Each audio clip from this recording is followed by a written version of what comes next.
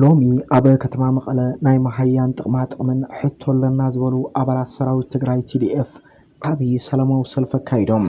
እዞም አበ ትሕተ ሰራዊት ትግራይ ካብ ዝርከባ አርሚታት አባላት አርሚ 22 ኮር 221 ኮር 223 ምዃኖም ዝገልጹ ተጋደልቲ ነቲ ብግዚያዊ ምሕዳር ትግራይ ዝግበር ዘሎ ካይዳኦም ብቐንዱ ክኽንኑ ውዒሎም ኣብዚ ሰሞን ነባራት አባላት ፍሉይ ሓይልን አባላት ምክልኻል ሃገር ዝነበሩ ሰራዊት ትግራይን ምስትኽኻል መሃያን ድጎማን ምግባሩ ስዒቡ ንሕናኸ ዝብል ቅሬታ ዘለዎም ዞም ተጋደልቲ ነዚ ስዒቡ ሕቶኦም ወላ እኳ ብሰላማዊ መንገዲ ናብ ቤት ጽሕፈት ግዚያዊ ምሕዳር ትግራይ ምርሖም ሓሳቦም ክገልጹ እንተፈተኑ ንሕቶኦም ግቡእ መልሲ ዝህብ ሰብ ግን ክረኽቡ ይከኣሉን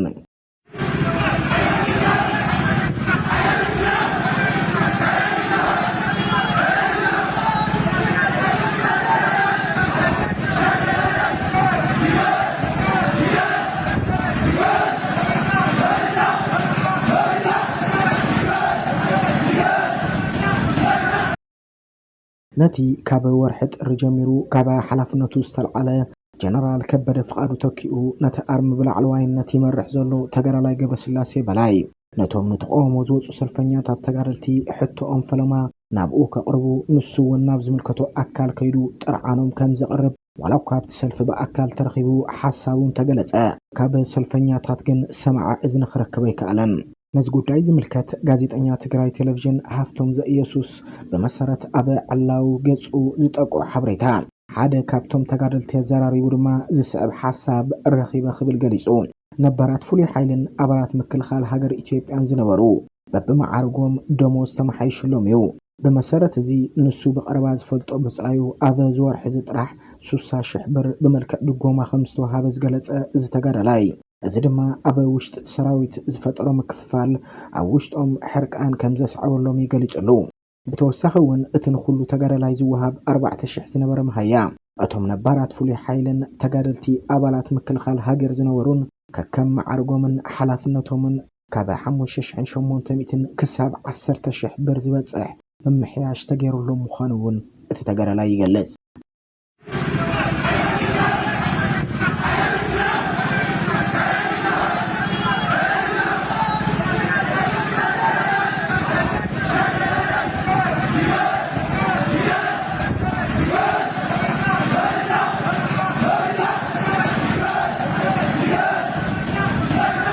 ካብ ዝተበጊሱ አባላት አርሚ 22 ኮር 13 ኣብ ምኽባር ጸጥታ ውሽጢ ከተማ መቐለ ዝርከቡ ኮይኖም እቶም አበ ክተት ዝተጋደሉ ተጋደልቲ ድማ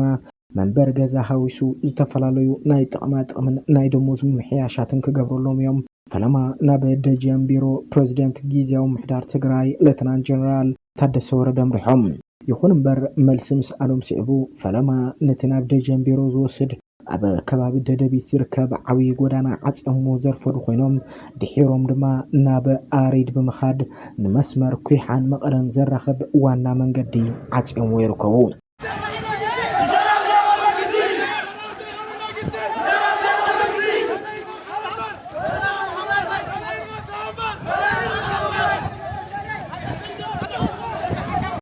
ሕዝብ ዘሎ ካይዳን ኣከፋፍላ መሃያን ሰራዊት ትግራይ ሓደ ተጋዳላይ ወርሓዊ 4,900 ብር ዝኽፈል ኮይኑ ካብዚ እቲ 900 ብር ንቐለብ ዝቁረጽ 4,000 ብር ድማ ኣብ ኢዱ ኣትዎ ምስ ጉዳይ ሓዘ ብዘይ ስሩዕ ዝኾነ መንገድታት ዋላ እኳ መሃያ ሰራዊት ትግራይ ካብ ወርሕ መስከረም ጀሚሩ ክመሓይሽ ዝብሉ ተስፋታት እንተነበሩ እቶም ተስፋታት ክኸሙ ምኽኣሎም ስዒቡ ድማ እቶም አባላት ሰራዊት ትግራይ ናብ ሰልፊ ወጽኦም እዮም ክሳብ ሕዝብ ዘሎ ህልው ኩነታት መሰረት ሕቶዞም ተጋደልቲ ምስ ፖለቲካዊ ፓርቲታትን ካልኦት ዘይተደለዩ ኩነታትን ዝተሓዝ ከም ዘይብሉ ዝገልጹ ገለገለ ኣካላት እንተኾነ ሕቶኦም ብሰላማዊ መንገዲ ክገልጹሉ ዝኽእሉሉ ኣገባብ ዕጹብ ስለ ዘይኮነ ሕዚ እውን እቲ ጀሚሮምዎ ዘለው ናይ መንገዲ ምዕጻውን ካልኦት ናይ ተቃውሞ መንገድታትን ጠጠው ከብሉ ድማ ዝተፈላለዩ ኣካላት ጻውዒቶም እናቕረቡ ይርከቡ እምበኣርከስ ፍትዋት ተኸታተልቲ ምድላዋት ታርጌት ሚድያ ሎሚ አበ ህልው እዋናዊ ኩነታት ትግራይ ሂብና ዘሰናዳእናዮ መደብ ንዝተኸታተልኩሞ ይመስል ሰላም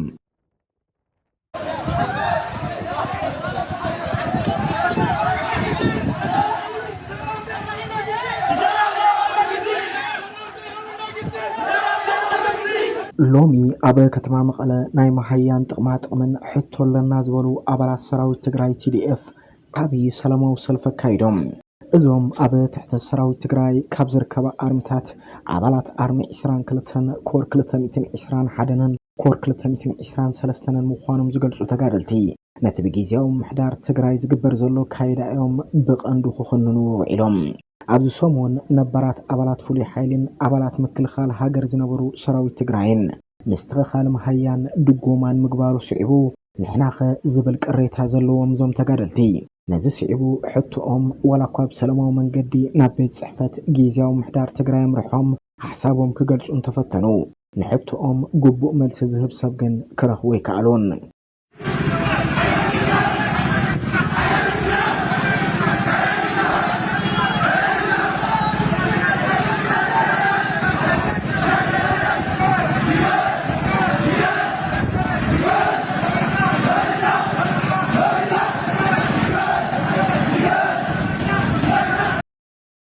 ነቲ ካብ ወርሒ ጥሪ ጀሚሩ ካብ ሓላፍነቱ ዝተልዓለ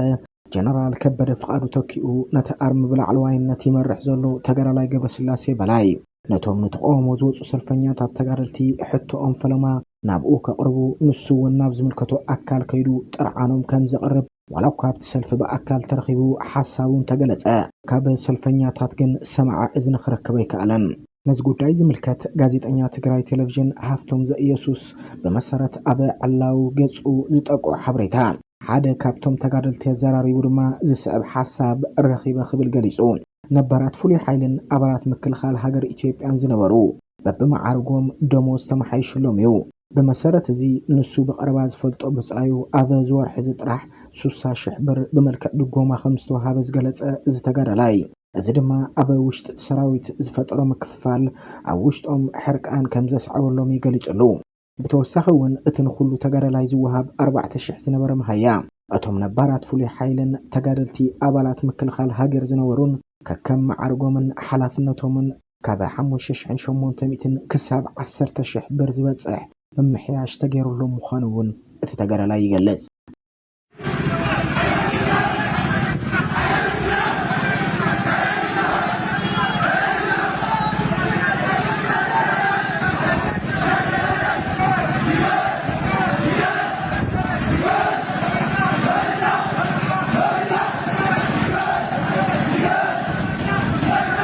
ካብ ዝተበጊሱ ኣባላት ኣርሚ 22 ኮር 1-3 ኣብ ምኽባር ጸጥታ ውሽጢ ከተማ መቐለ ዝርከቡ ኮይኖም እቶም ኣብ ክተት ዝተጋደሉ ተጋደልቲ ድማ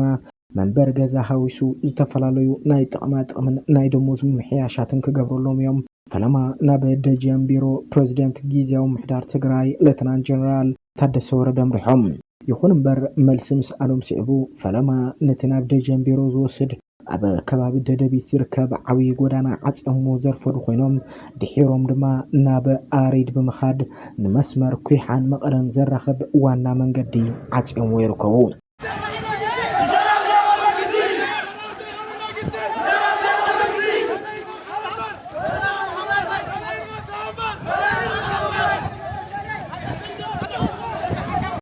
ሕዝብ ዘሎ ካይዳን ኣከፋፍላ መሃያን ሰራዊት ትግራይ ሓደ ተጋዳላይ ወርሓዊ 4,900 ብር ዝኽፈል ኮይኑ ካብዚ እቲ 900 ብር ንቐለብ ዝቑረጽ 4,000 ብር ድማ ኣብ ኢዱ ኣትዎ። ምስ ጉዳይ ዝተሓሓዘ ብዘይስሩዕ ዝኾነ መንገድታት ዋላ እኳ መሃያ ሰራዊት ትግራይ ካብ ወርሒ መስከረም ጀሚሩ ክመሓይሽ ዝብሉ ተስፋታት እንተነበሩ እቶም ተስፋታት ክኸሙ ምኽኣሎም ስዒቡ ድማ እቶም ኣባላት ሰራዊት ትግራይ ናብ ሰልፊ ወፂኦም እዮም። ክሳብ ሕዚ ዘሎ ህልው ኩነታት መሰረት ሕቶዞም ተጋደልቲ ምስ ፖለቲካዊ ፓርቲታትን ካልኦት ዘይተደለዩ ኩነታትን ዝተሓዝ ከም ዘይብሉ ዝገልጹ ገለገለ ኣካላት እንተኾነ ሕቶኦም ብሰላማዊ መንገዲ ክገልጹሉ ዝኽእሉሉ ኣገባብ ዕጹብ ስለ ዘይኮነ ሕዚ እውን እቲ ጀሚሮምዎ ዘለዉ ናይ መንገዲ ምዕፃውን ካልኦት ናይ ተቃውሞ መንገድታትን ጠጠው ከብሉ ድማ ዝተፈላለዩ ኣካላት ጻውዒቶም እናቕረቡ ይርከቡ። እምበኣርከስ ፍትዋት ተኸታተልቲ ምድላዋት ታርጌት ሚድያ ሎሚ ኣብ ህልው እዋናዊ ኩነታት ትግራይ ድሂብና ዘሰናዳእናዮ መደብ ንዝተኸታተልኩሞ ይመስል። ሰላም።